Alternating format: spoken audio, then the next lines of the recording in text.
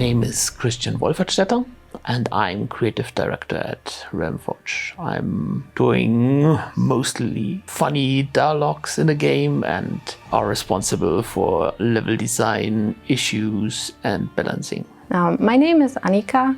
I work here for 10 years now. I started as a concept artist and now I'm an art director for about 5 years. Yeah, I'm Marcel and I'm level designer here at Realmforge. My name is Maita Sedlacek and I'm a project manager at Realmforge. Yeah, hello, I'm Emmanuel Scholz and I'm actually from the Tropico 6 team. But since I did all the old dungeon series, I work there as well. Well, there's a lot of new stuff, like the dwarf units that are working also in the underground, and they try to grab your stuff, they try to steal your gold and claim your artifacts and destroy your rooms, of course. It's a more active game because we have more things to do in the overworld for the player. It's you have to actively gain evilness by defeating bosses or raiding transports. Pretty sure it's that Talia now has a ponytail. That's my biggest achievement. We got lava. I also like this feature a lot. So we have lakes and lava. You can play with the traps with the lava, so you can push someone into lava. So that's kind of nice dynamic. The dwarves are ruled by an amazing, strong lady with a badminton bat. We shoot lightning. And yeah, there are your newest infiltrators in the dungeon and fighting with you about the dungeon space. So that's definitely a new force to be reckoned with, underground and overground.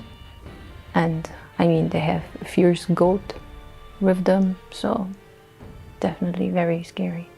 So they are meant to be some kind of half annoying, but not really, faction inside the dungeon.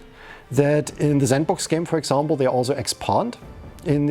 Also in the campaign. In many campaign maps where they happen, they expand. It can be blocked, so in some levels they don't. They are more the passive guys that you just have to deal with. So they expand. If you leave them alone, they will just grow bigger and bigger. They have more and more guards. Yeah, they also mine your stuff. So if you just leave them too long alone, they may just start mining your gold and then bring it to their treasury, which, by the way, you can loot. So if you try to find a way to get to the treasury, then you can just go there and then just grab the gold and then let them mine for you a bit. Usually it's probably hard because treasuries is not easily accessible. So dwarves are already featured in Dungeons 3 with the dwarf king Grimly. Now we have a dwarf queen, Brynhild, who is also a story enemy in Dungeons 4. Maybe there are some similarities to other dwarves in the whole fantasy franchise. They're up for your beer, for example, and they will make you a hard time sometimes in the dungeon because they're living there too and they want to have their share from mana and gold. It's a subtle and difficult process, I think. You start working on new features you would like to try out, features you have used in Dungeons 3 and think have potential to grow and maybe use something different as well. But you have to stop at every corner and check again, okay, is that still working for Dungeons? Will there be a feature that can help you? Is it too far from the original? Is it new enough? Is it too new? Yeah, it's just constantly checking and reflecting, what are you doing?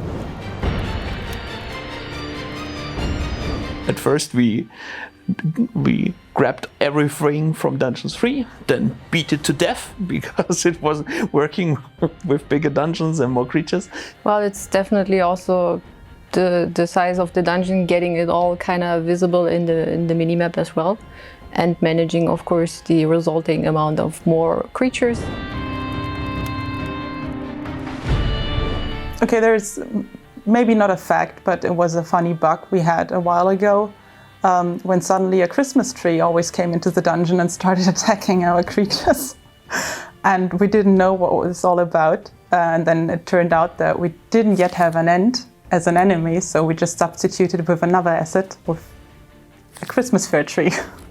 But nobody told us. So everyone thought it was a bug and every coder was looking out for it, but it was just an asset change. would rule the dungeon for sure. In a debug version, definitely, because I could cheat myself. But I think I would survive maybe till the end of a level and then failing at the start of the next one.